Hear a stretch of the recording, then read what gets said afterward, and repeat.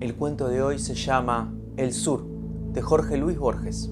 El hombre que desembarcó en Buenos Aires en 1871 se llamaba Johannes Dallmann y era pastor de la iglesia evangélica. En 1939, uno de sus nietos, Juan Dallmann, trabajaba de secretario en una biblioteca municipal en la calle Córdoba y se sentía hondamente argentino. Su abuelo materno había sido aquel Francisco Flores del 2 de Infantería de Línea que murió en la frontera de Buenos Aires lanceado por indios de Catriel. En la disputa de esos dos linajes, tal vez impulsado por su sangre germánica, Juan Dallmann eligió el de la muerte romántica. Un estuche con un daguerrotipo de un hombre inexpresivo y barbado, una vieja espada. La dicha y el coraje de ciertas músicas, el hábito de estrofas del Martín Fierro, los años, el desgano, la soledad, fomentaron ese criollismo, algo voluntario, pero nunca ostentoso. A costa de algunas privaciones, Dallmann había logrado salvar el casco de una de las estancias en el sur que fue de los Flores. Una de las costumbres de su memoria era la imagen de los eucaliptos balsámicos y de la larga casa rosada que alguna vez fue carmesí. Las tareas y acaso la indolencia lo retenían en la ciudad. Verano tras verano se contentaba con la idea abstracta de posesión y con la certidumbre de que su casa estaba esperándolo en un sitio preciso de la llanura.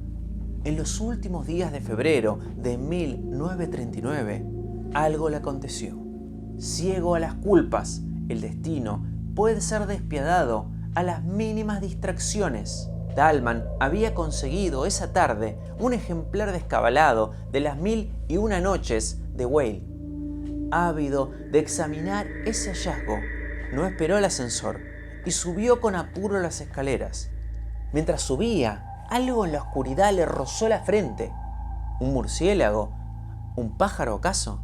En la cara de la mujer que le abrió la puerta vio grabado el horror y en la mano que se pasó por la frente vio roja sangre, la arista de un batiente recién pintado que alguien se olvidó de cerrar le había hecho esa herida. Dallmann logró dormirse, pero a la madrugada estaba despierto y desde aquella hora el sabor de todas las cosas era atroz. La fiebre lo desgastó y las ilustraciones de las 1001 noches sirvieron para decorar pesadillas. Amigos y parientes lo visitaban y con exagerada sonrisa le repetían que lo veían muy bien. Dallmann los oía con una especie de débil estupor y le maravillaba que ellos no supieran que estaba en el infierno. 8 días pasaron, pero para él fueron como 8 siglos. Una tarde, el médico habitual se presentó con un médico nuevo y juntos lo llevaron a un sanatorio en la calle Ecuador porque era indispensable hacerle una radiografía. Dallmann entonces se relajó en el coche de plaza que lo llevó hasta el sanatorio. Pensó que en una habitación que no fuera la suya podría dormir tranquilo. Se sintió feliz y conversador. Pero en cuanto llegó los desvistieron, le raparon la cabeza y lo sujetaron con metales a la camilla. Lo iluminaron hasta la ceguera, lo auscultaron y un hombre enmascarado le clavó una aguja en el brazo. De repente se despertó con náuseas. Estaba todo vendado, en una celda que tenía algo de pozo. En los días y noches que siguieron a la operación, pudo entender que él, hasta entonces, solo había estado en un arrabal del infierno. El hielo en su boca no dejaba el menor rastro de frescura. En esos días, Dallmann minuciosamente se odió. Odió su identidad, sus necesidades corporales, su humillación y la barba que le erizaba la cara. Sufrió con estoicismo todas las curaciones que eran muy dolorosas. Pero cuando el cirujano le dijo a Dallmann que había estado a punto de morir por una septicemia, él se echó a llorar, dolido por su destino. Las miserias físicas y la incesante previsión de las malas noches no le habían dejado pensar en algo tan abstracto como la muerte. Otro día el cirujano le dijo que estaba reponiéndose y que muy pronto podría ir a la estancia. Increíblemente, ese día llegó. A la realidad le gustan las simetrías y los leves anacronismos. Dalman había llegado al sanatorio en un coche de plaza y ahora era un coche de plaza el que lo llevaba a Constitución. La primera frescura del otoño, luego de la opresión del verano, era un símbolo natural de su destino rescatado, de la muerte y la fiebre. La ciudad, a las 7 de la mañana, no había perdido ese aire de casa vieja que le infunde la noche. Las calles eran largos zaguanes, las plazas como patios. Dalman la reconocía con felicidad y con un principio de vértigo. Unos segundos antes que sus ojos lo registraran, él recordaba las esquinas, las carteleras y las modestas diferencias de Buenos Aires. En la luz amarilla del nuevo día, todas las cosas regresaban a él. Nadie ignora que el sur empieza del otro lado de Rivadavia. Dalman solía repetir que eso no es una convención, pero quien cruza esa calle entra en un mundo más antiguo y más firme. En el hall de la estación advirtió que faltaban 30 minutos. Recordó que en un café de la calle Brasil, a pocos metros de la casa de Irigoyen, había un gato negro que se dejaba acariciar como una divinidad desdeñosa. Entró y ahí vio que estaba el gato dormido. Pidió un café, lo endulzó lentamente y lo probó. Ese era un placer que él tenía vedado en la clínica. Pensó mientras acariciaba el negro pelaje del gato que ese contacto era ilusorio y estaban separados por un cristal, porque el hombre vive en el tiempo, en la sucesión, y el mágico animal vive en la actualidad, en la eternidad del instante. A lo largo del penúltimo andén, el tren lo esperaba. Dalman recorrió los vagones y dio con uno casi vacío. Acomodó en la red de la valija. Cuando los coches arrancaron, la abrió de nuevo y sacó, tras alguna vacilación, el primer tomo de las 1001 noches. Viajar con ese libro tan vinculado a la historia de su desdicha era una afirmación de que esa desdicha había sido anulada. También un desafío secreto a las frustradas fuerzas del mal. A los lados del tren, la ciudad se desgarraba en suburbios. Eso, y luego la aparición de quintas y jardines, pospuso la lectura. La verdad es que Dalman leyó poco. La montaña de piedra imán o el genio que juró matar a su bienhechor eran maravillosos, pero no más que esa mañana y el hecho de ser. La felicidad lo distraía de Sherezade y sus milagros superfluos. Dalman cerraba simplemente el libro y se dejaba vivir. Mañana me despertaré en la estancia, pensaba, y era como si fueran dos hombres al mismo tiempo, el que avanzaba por el día otoñal y la geografía de la patria, y el otro encarcelado en un sanatorio y sujeto a metódicas servidumbres. Vio jinetes en terrosos caminos, zanjas, lagunas y hacienda. Vio largas nubes luminosas como si fueran de mármol. Y todas estas cosas eran casuales, como sueños de la llanura. Ya el blanco sol intolerable de las 12 era el sol amarillo que precede el anochecer y que pronto sería rojo. También el coche, el tren, era distinto, no era el mismo que salió de Constitución. La llanura y todas las horas de travesía lo habían transfigurado. Llegó el atardecer y la móvil sombra del vagón se alargaba hacia el horizonte. Todo era vasto, pero al mismo tiempo era íntimo y de alguna manera secreto. La soledad era perfecta y tal vez hostil. Dalman pudo sospechar que viajaba al pasado y no solo al sur. De esa conjetura fantástica lo distrajo el inspector, que al ver su boleto le advirtió que el tren no pararía en esa estación, sino en una anterior, poco conocida por Dalman. El hombre añadió una explicación, pero que Dalman ni se interesó por escucharla ni prestarle atención, porque no le interesaba el mecanismo de los hechos. El tren laboriosamente se detuvo, casi en el medio del campo.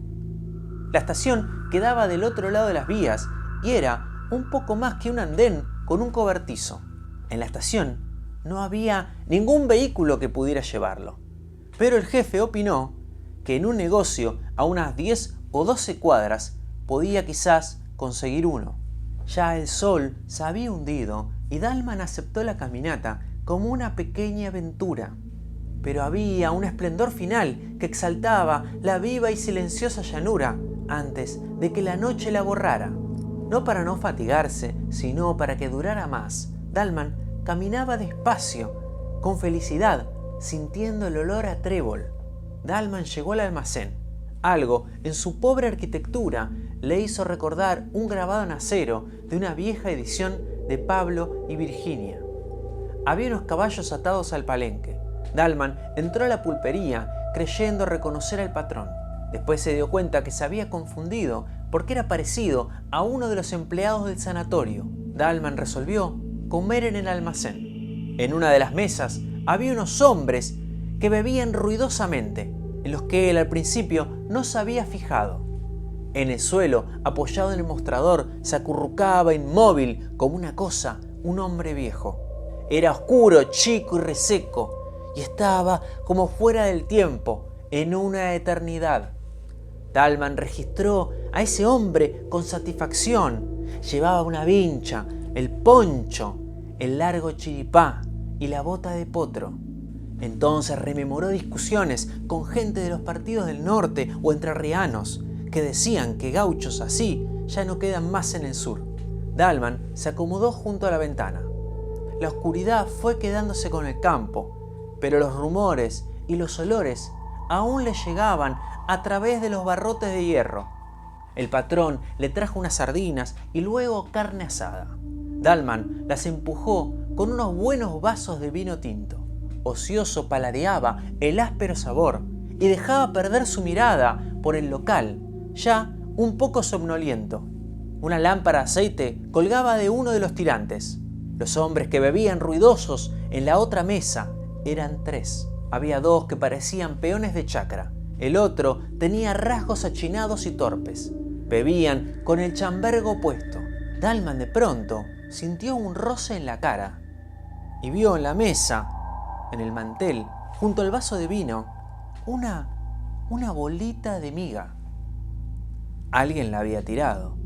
Dalman hizo como que nada había pasado. Sacó el libro de las 1001 noches y se puso a leerlo.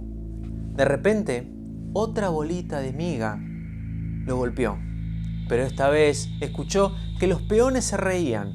Dalman se dijo que no estaba asustado, pero que sería para él un disparate dejarse arrastrar por unos desconocidos en una pelea confusa. Entonces resolvió salir del lugar. Ya estaba de pie cuando de repente el patrón se le acercó y le dijo con voz alarmada: «Señor Dalman, por favor, no les haga caso. Ellos son así, están borrachos». Dalman no se sorprendió de que el otro lo conociera, pero estas palabras conciliadoras, de hecho, agravaban la situación. Antes, la provocación de los peones era algo accidental, no se lo tomó personal, pero ahora sí, ahora era contra él y contra su nombre, y lo sabrían los vecinos. Dalman hizo un lado al patrón y se enfrentó cara a los peones y les preguntó qué estaban buscando. El compadrito de la cara achinada se paró tambaleándose. A un paso de Juan Dalman, lo injurió a gritos como si estuviera lejísimos. También exageraba la borrachera y esa era otra manera de burlarse. Entre malas palabras y obscenidades, el hombre sacó un cuchillo e invitó a Juan Dalman a pelear. El patrón entonces objetó que Juan estaba desarmado y que no podía pelear. En ese momento, algo increíble sucedió. Desde un rincón, el viejo gaucho estático, que Juan había visto antes, le tiró una daga que cayó a sus pies. Era como si el sur hubiera resuelto que Dalman aceptara el duelo. Dalman se agachó a buscar la daga y sintió 2 cosas. Primero, que ese acto instintivo lo comprometía a pelear. Y la segunda, que el arma, en su torpe mano, no serviría para defenderlo, pero sí para justificar que lo mataran. Alguna vez había jugado con un cuchillo, como todos los hombres, pero su conocimiento de esgrima era básicamente de que los cortes van hacia arriba y con el filo para adentro. Entonces el compadrito le dijo: «Vamos saliendo, dale». Los dos hombres salieron de la pulpería, cuchillo en mano. Y si bien en Dalman no había esperanza, tampoco había temor.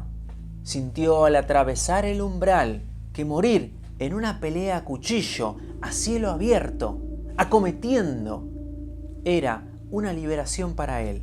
Entonces recordó la primera noche en el sanatorio lleno de angustia y dolor cuando le clavaron la aguja en el brazo.